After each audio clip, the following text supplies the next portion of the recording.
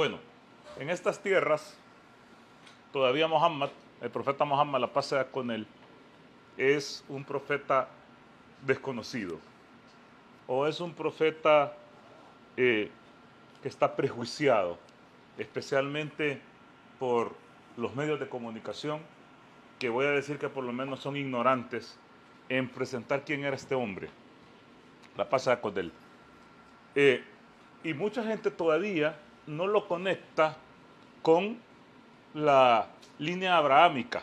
Es decir, mucha gente todavía en el occidente piensa que Muhammad, la paz sea con él, es una especie de profeta oriental, como Confucio o como Buda, ¿ah? Que no tienen correlación con los profetas abrahámicos, es decir, de la descendencia de Abraham. Entonces la gente dice, por ejemplo, que tiene que ver Muhammad con Jesús, por ejemplo, o que tiene que ver Muhammad con Moisés, o que tiene que ver Muhammad con Abraham, la paz sea con todos ellos. ¿Acaso es una religión rara de Oriente que trae a otro Dios? Todavía en algunas iglesias evangélicas, especialmente en algunas iglesias evangélicas, se predica que nosotros adoramos a la luna.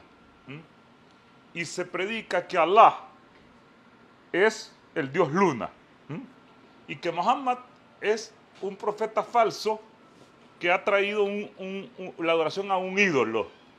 La gente dice cosas tan ignorantes como estas, a pesar que un cristiano que tiene conocimiento académico sabe que la cosa no es así. Yo platicaba hace poco con una persona que estábamos hablando de Muhammad, la pasada con él, y esta persona me decía que qué vela tiene Muhammad en la Biblia, por ejemplo. ¿Dónde está Muhammad en la Biblia? ¿Dónde se encuentra en la Biblia? Porque un cristiano evidentemente considera que la Biblia es el libro sagrado por excelencia de ellos. Y que si va a haber un profeta que es importante como el profeta Muhammad, este profeta debería de estar en la Biblia. Entonces la persona me decía, ¿a dónde está Muhammad en la Biblia? ¿En qué parte habla de Muhammad en la Biblia? Entonces yo que me sé algunas profecías que están dentro de la Biblia, que se refieren a Muhammad, la paz sea con él, cuando yo se las planteaba a esta persona, que por cierto es de religión cristiana, su respuesta era, pero es que ahí no dice Muhammad. O sea, en esa profecía que vos me estás leyendo, no aparece el nombre de Muhammad. Entonces, ¿cómo puedes conectarlo con Muhammad? Y yo le digo, bueno, en sentido contrario, ustedes tienen un montón de profecías que dicen que se refieren a Jesús y jamás se menciona en esa profecía el nombre de Jesús. De hecho, en ninguna parte del Antiguo Testamento o del Tanaj aparece el nombre de Jesús. Sin embargo, ustedes dicen que muchas profecías se refieren a Jesús. Entonces, ¿cómo hacen? Si no se refiere el nombre, no aparece nunca el nombre claro de Jesús. ¿Cómo hacen para saber que esta profecía se refiere a Jesús? Entonces la respuesta fue, porque hay signos dentro del texto que nos llevan a Jesús. Entonces yo le digo exactamente lo mismo. Hay signos en el texto que nos llevan hacia el profeta Muhammad, la paz sea con él.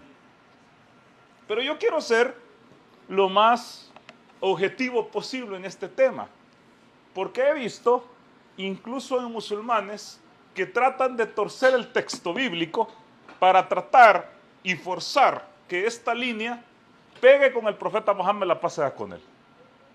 Si yo vengo y me voy al Antiguo Testamento y lo fuerzo, o sea, agarro un texto y lo aprieto para que ese texto diga lo que yo quiero decir, podemos encontrar la profecía de Danilo en el Antiguo Testamento. Entonces lo que quiero decir es que yo no quiero caer en eso. No quiero caer en tocar profecías del Antiguo Testamento que necesitan un esfuerzo ingente o que necesitan una valoración fuera de la racional para forzar a que este texto pegue con algo. Porque no quiero caer en el problema de los cristianos, que fuerzan el texto o que toman solamente unas palabras y que ignoran a otras. Hay una profecía, a manera de ejemplo, para ponerlo rápido, que se utiliza mucho en los cristianos para tratar de conectar al Antiguo Testamento con Jesús. Porque lo que a los musulmanes nos pasa con los cristianos es lo mismo que a los cristianos les pasa con los judíos. Los judíos rechazan a Jesús como profeta, como los cristianos rechazan a Muhammad como profeta. Entonces, Isaías 53, que es el texto que habla del siervo sufriente, es un texto que se utiliza mucho en la cristiandad para tratar de conectarlo con Jesús. Entonces el texto dice, fue menospreciado, murió por nuestros pecados, o por nuestras faltas, fue con los ricos su sepultura, etcétera, etcétera, etcétera. Entonces yo le decía a la persona con la que estábamos hablando, es que Isaías vivió 700 años antes de Jesús.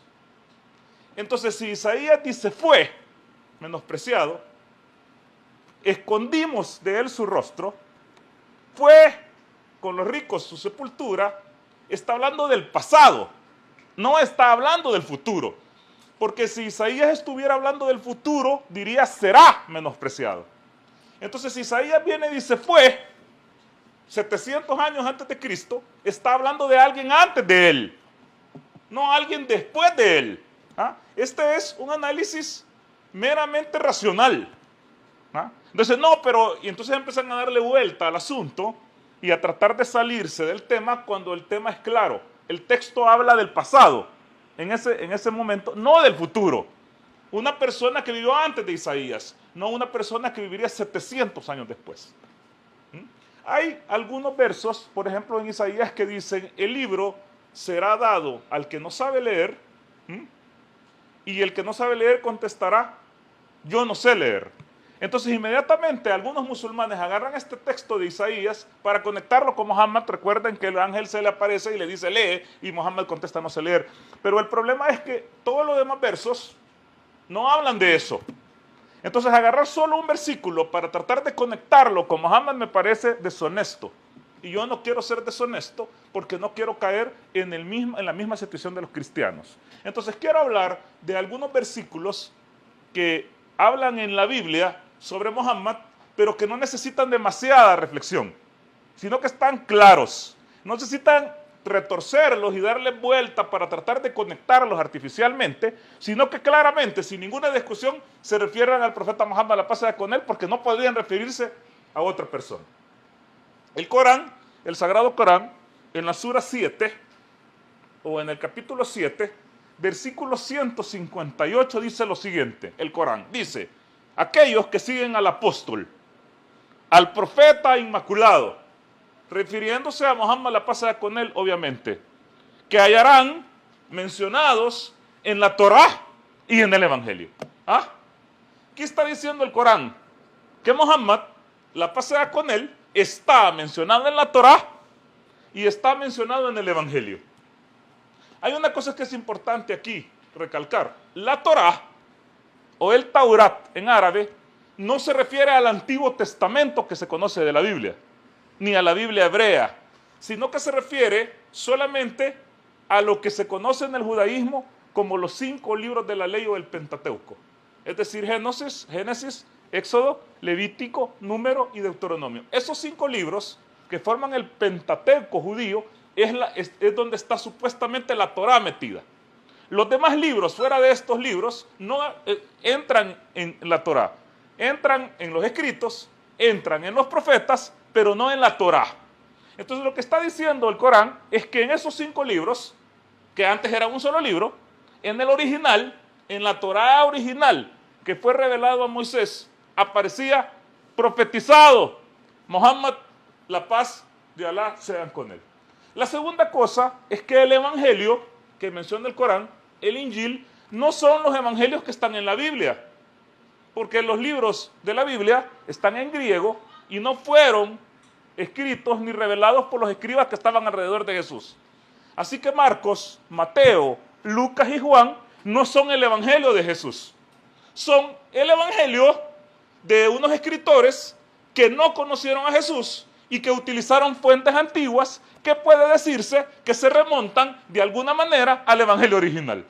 pero no es el evangelio original. Entonces, en estos 5 libros de la ley y en estos evangelios griegos que están en la Biblia, podemos encontrar restos y residuos de partes del evangelio original, aunque no en su idioma original. Porque recuerden que el evangelio original, lo más seguro es que fue revelado en arameo, que era el idioma que hablara Jesús y sus interlocutores, porque ni modo que fuera revelado en otro idioma y que nadie entendiera ni una pepa. ¿Ah?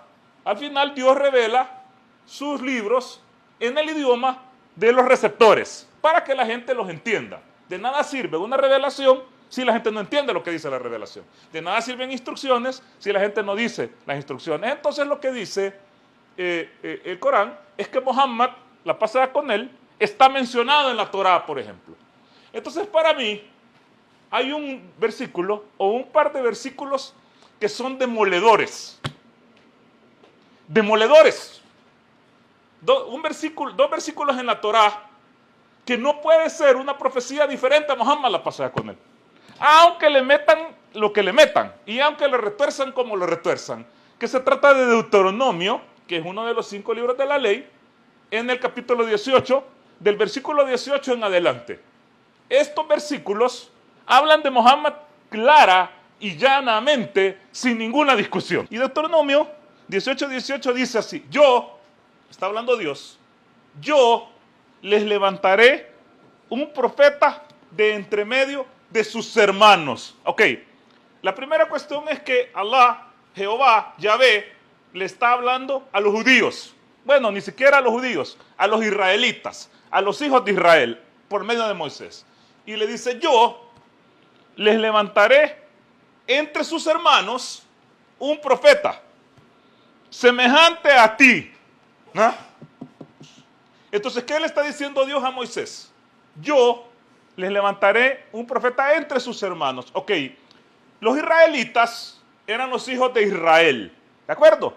Que eran de Jacob, hijo de Isaac. Los israelitas se consideraban los hermanos de los ismaelitas. Los ismaelitas son los hijos de Ismael, hijo de Abraham. La paz sea con todos ellos. Entonces, los hermanos de los judíos eran, o de los israelitas, de los hijos de Israel, eran los ismaelitas, los que venían de la rama de Ismael. Entonces, Dios le está diciendo a Moisés: yo te levantaré un profeta de entre sus hermanos. No dice dentro de ustedes, sino que dice de entre sus hermanos, como tú. ¿Ah? O sea, parecido a ti. Y dice: y yo pondré mis palabras en su boca. Y él les dirá todo lo que oyere. ¿Ah?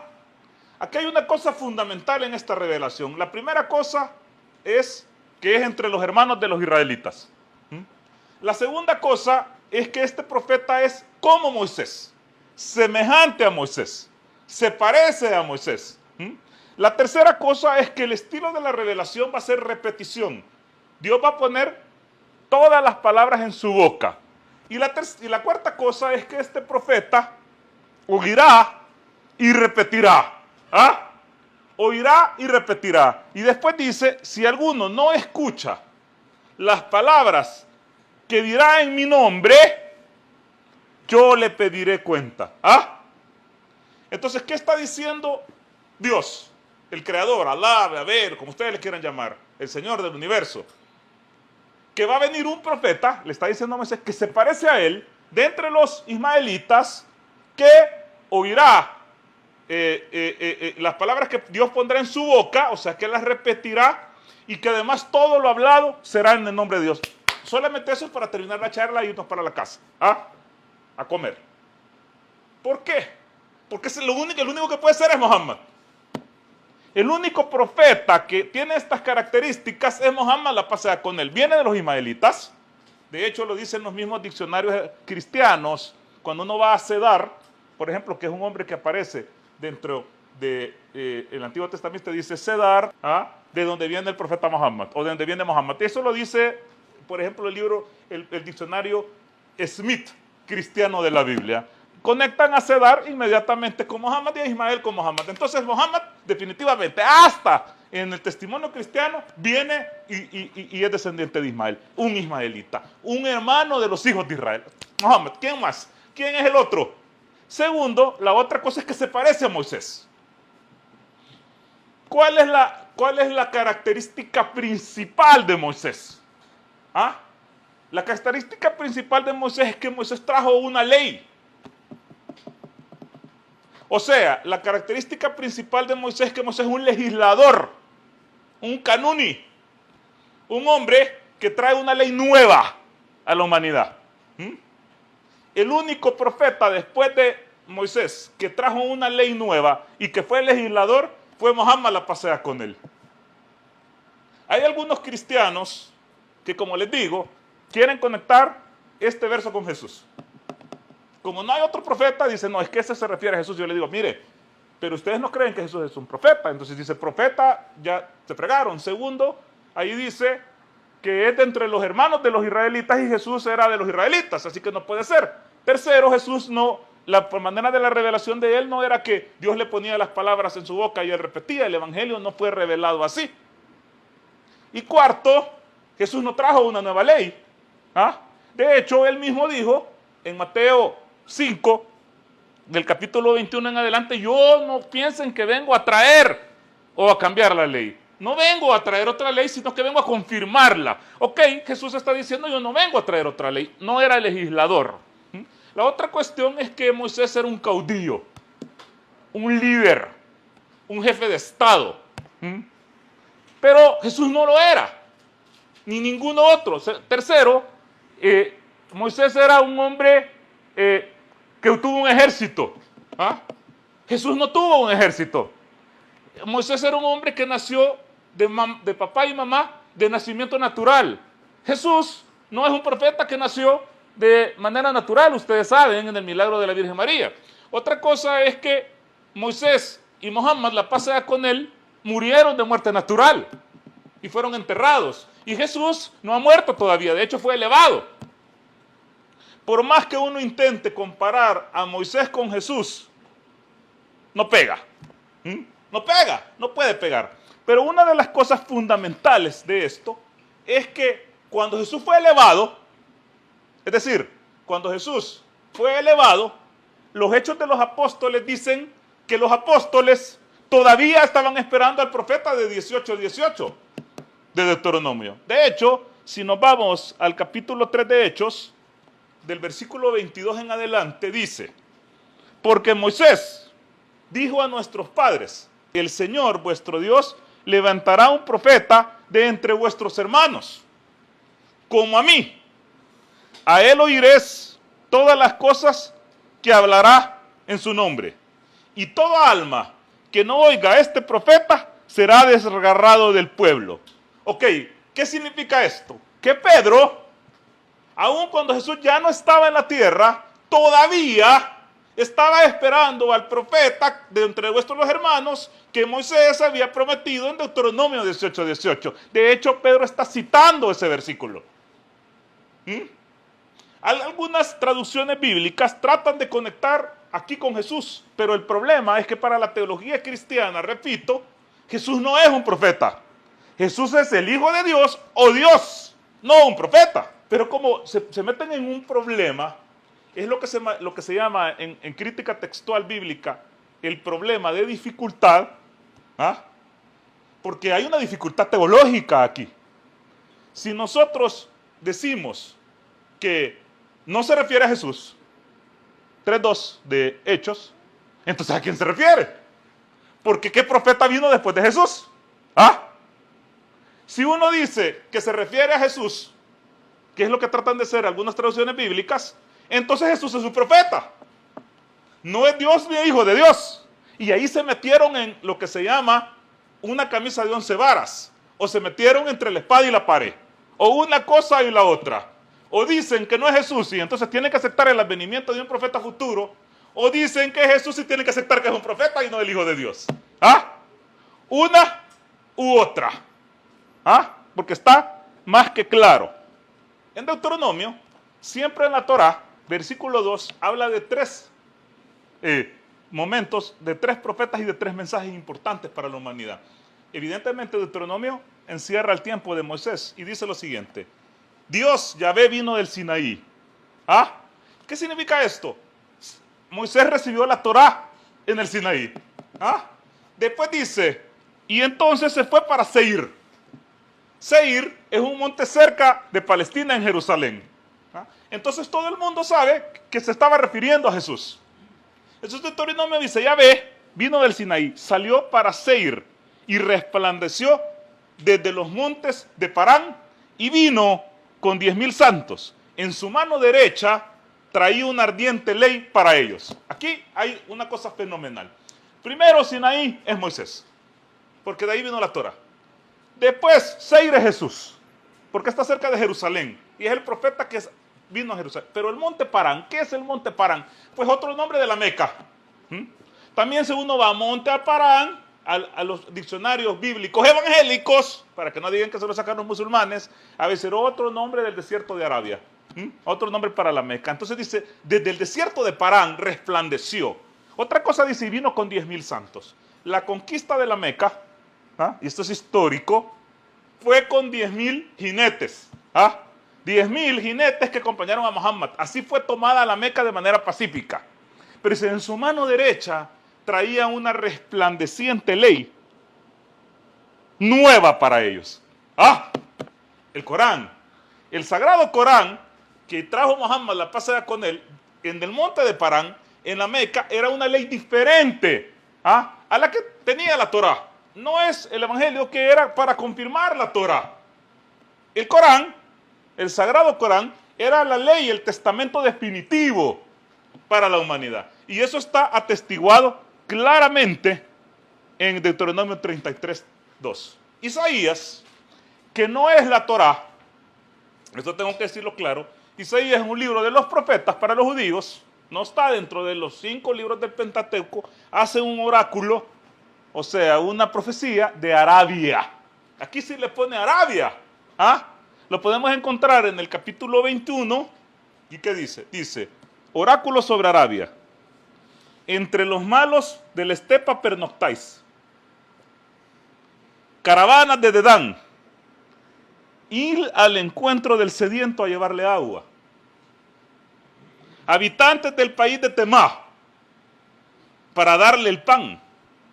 Salid al encuentro del fugitivo, pues de las espadas afiladas va huyendo, de los arcos entrezados del combate. Sí, así me ha hablado el Señor. Dentro de un año como el del jornalero, habrá desaparecido todo el esplendor de Cedar. Y lo que quede del número de los valientes arqueros de Cedar no será casi nada, porque Yahvé, el Dios de Israel, ha hablado. Ok, ¿qué dice esta profecía? La primera cosa es que está hablando que hay alguien que duerme dentro de las estepas y que sale huyendo de noche, que viene huyendo de las espadas que lo quieren matar. Está diciendo, va al país de Temá, que por cierto es un área que está cerca de donde es Medina hoy. Y dice, vayan al encuentro del sediento que viene huyendo de las espadas que quieren matarlo.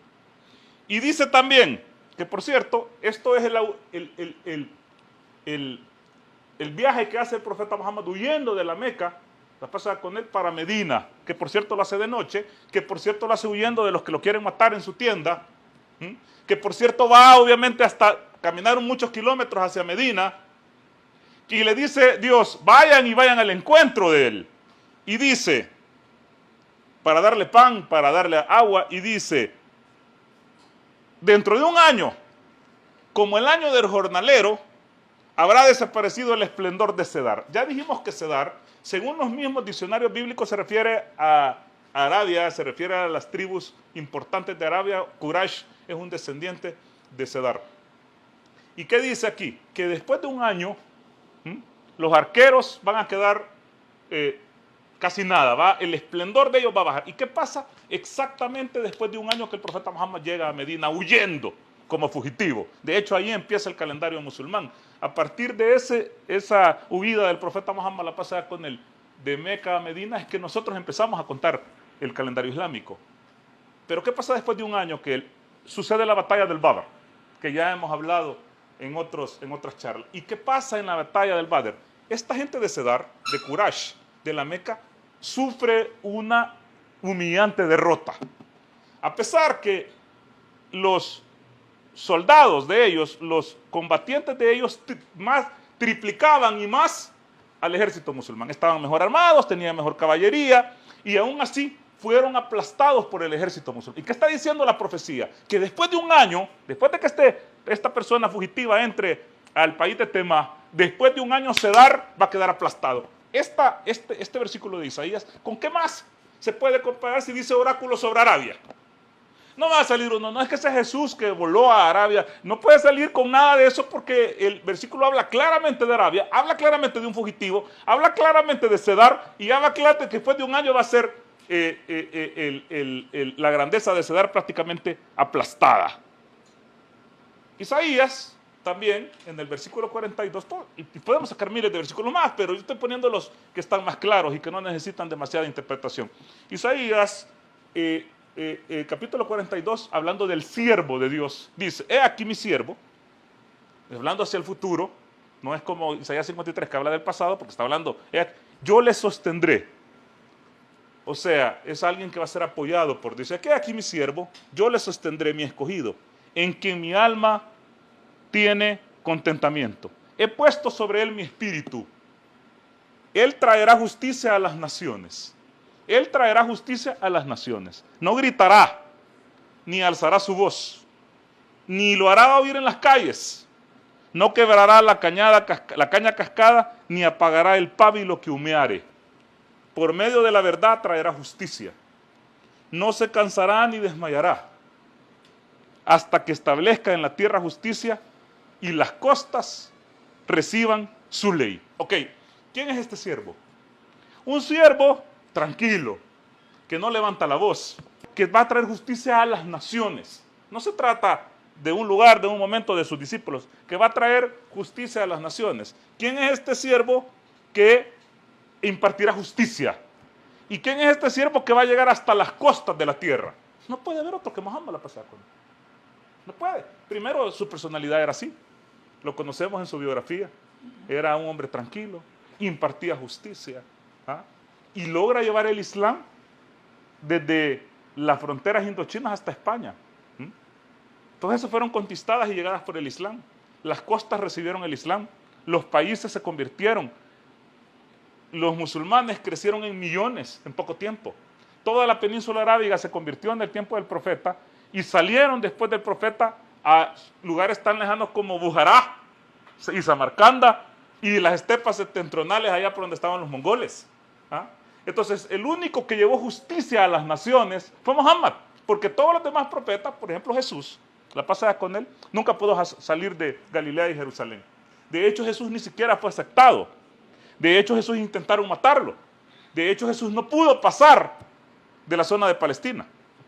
Ahora, hablando de Jesús, con esto voy a terminar. Jesús viene y habla de que después de él va a venir alguien. Y esta es una cosa bien importante. Jesús viene y dice, después de mí va a venir alguien. Y aquí es lo que para mí es fundamental.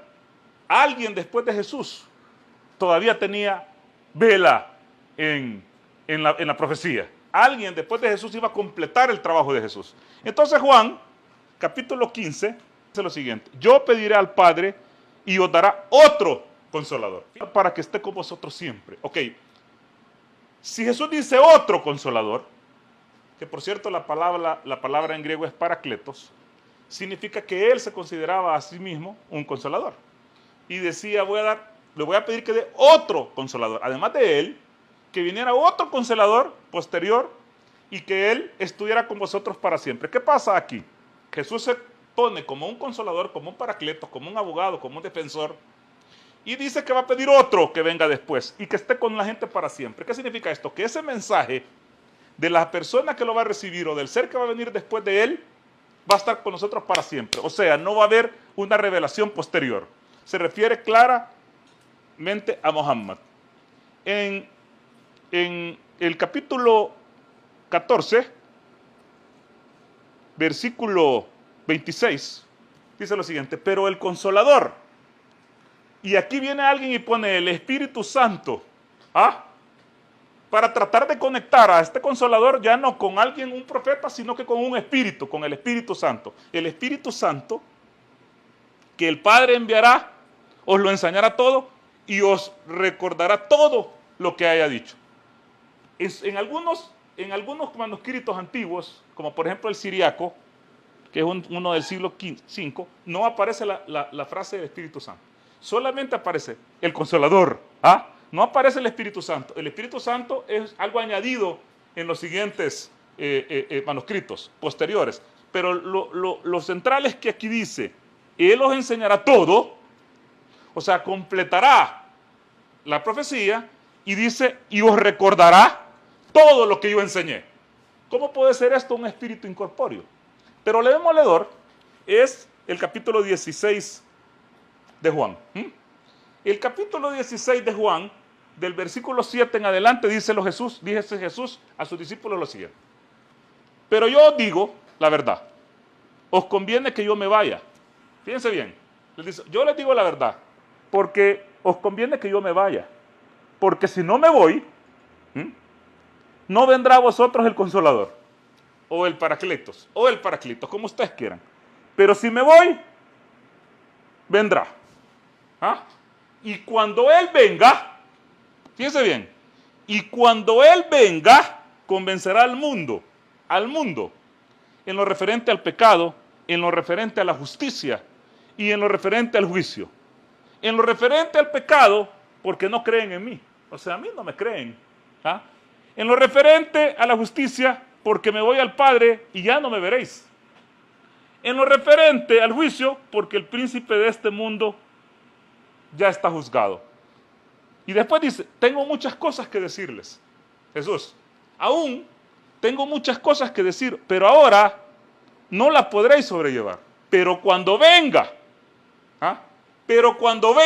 Él, el Espíritu de verdad, os guiará hacia toda la verdad. Él os guiará hacia toda la verdad, pues no hablará por su propia cuenta, sino que hablará todo lo que oyere. Sino que hablará por su propia cuenta, sino que hablará todo lo que oyere y os explicará lo que ha de venir.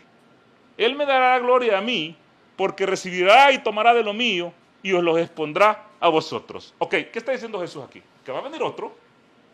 Lo primero es que Él no trajo toda la verdad, porque Jesús dice, aún tengo muchas cosas que decirles. O sea, hay mucho para revelar, pero ahorita ustedes no pueden con eso. Pero cuando venga el Espíritu de verdad, que por cierto Muhammad era apodado así, el que dice siempre la verdad, el amín, el honesto, el que nunca miente, Él os guiará a toda la verdad. ¿Qué significa? Jesús no trajo toda la verdad y este ser que venga al final va a traer toda la verdad. La otra cosa es que está conectado con Deuteronomio 18:18, que es el que leíamos, porque dice, Él no hablará por su propia cuenta. Recuerden lo que Dios le dice a Moisés, sino que Dios pondrá las palabras en su boca. Y la otra cosa, y Él les enseñará todo. Y me dará la gloria a mí, que es lo que pasa. El Corán habla mucho de Jesús, el Corán habla bastante de Jesús, incluso el Corán habla más de Jesús que de Muhammad, porque no recibirá de lo mío y lo hará saber. Entonces, ¿qué significa esto? Deuteronomio 18:18 pone el advenimiento de Muhammad como hermano de los ismaelitas, o sea, de los ismaelitas, que no hablará por su propia cuenta, que lo que diga será en el nombre de Dios y quien no lo oiga, Dios le tendrá cuenta. Jesús dice más adelante, todavía estoy listo para decir, no estoy listo para decirles lo que tienen que escuchar, porque no lo pueden sobrellevar, no les puedo decir toda la verdad, pero cuando venga el Espíritu de verdad, Él completará toda la verdad. Ok, Deuteronomio 18:18 está conectado con Juan 16. ¿Cuál es el problema de esto? Que los evangélicos y los cristianos dicen que esto es el Espíritu Santo. Primero, el Espíritu Santo, ¿cómo que va a ser otro consolador? Segundo, han visto al Espíritu Santo repitiendo todo lo que oyere. Tercero, han visto al Espíritu Santo que dice, Él os guiará toda la verdad. ¿Cómo nos va a guiar a toda la verdad? Cuarto, dice, tomará de lo mío y los hará saber. ¿A dónde? El Espíritu Santo no cabe. Pero podemos probarlo de una manera bíblica. En Lucas, capítulo 2, versículo 25, dice lo siguiente. En Jerusalén había un hombre llamado Simeón. Esto es antes de Jesús. En Jerusalén había un hombre llamado Simeón, que era justo y devoto, y aguardaba con esperanza la redención de Israel. El Espíritu Santo estaba con él. El Espíritu Santo estaba con él. Y le había revelado que no moriría antes de ver a Jesús. Ok, si el Espíritu Santo estaba aquí, en la tierra, antes de que Jesús apareciera en escena, y ya estaba aquí con Simeón y con un montón de gente, ¿por qué Jesús dice, me tengo que ir yo para que venga el otro si ya estaba aquí? Lo segundo es porque dice, cuando Él venga, o sea, no está, pero cuando Él venga, lo guiará a toda la verdad. No tiene sentido. Entonces la única cosa que queda, al final, y aquí termino, es que dice, no, pero ahí dice el Espíritu de verdad. La palabra utilizada es neuma en griego, porque acuérdense que los evangelios están escritos en griego, y neuma puede significar un montón de cosas. Neuma significa aire, en realidad, o aliento en griego. Por eso ahí vienen las palabras neumático, neumólogo, que significa algo relacionado con el aire o con el aliento. Y se utilizaba mucho a griego para decir a alguien que estaba relacionado con algo. Pero en el tema judío, esta palabra se utilizaba mucho para los profetas. Cuando alguien decía espíritu, se refería a un profeta. Por ejemplo, en Primera de Juan, que es una carta juánica que está dentro del Nuevo Testamento, capítulo 4, del versículo 1 al 3 dice lo siguiente. Queridos, no os fiéis de cualquier espíritu. Fíjense bien lo que está diciendo aquí. Queridos, no os fiéis de cualquier espíritu. Antes bien, examinad a los espíritus si son de Dios, pues muchos falsos profetas se han levantado en esta tierra. ¿Qué está diciendo la primera epístola de Juan?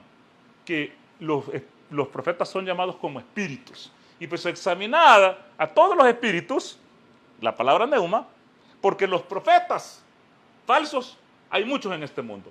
Así que incluso si la palabra espíritu se refiere a un espíritu cabal, se está refiriendo a un profeta. La Biblia, como lo dice el Corán, en el Antiguo y en el Nuevo Testamento, por supuesto que mencionan a Muhammad. Mencionan que sería el último de los profetas, que sería de los hijos de Ismael, que traería toda la verdad, que es la culminación de la verdad a la humanidad, que él tomaría de Jesús y lo daría a conocer al mundo y que os haría saber las cosas que han de venir. Muhammad está en la Biblia y tenemos cómo probarlo. Salamu alaikum wa rahmatullahi wa barakatuh. Muchas gracias.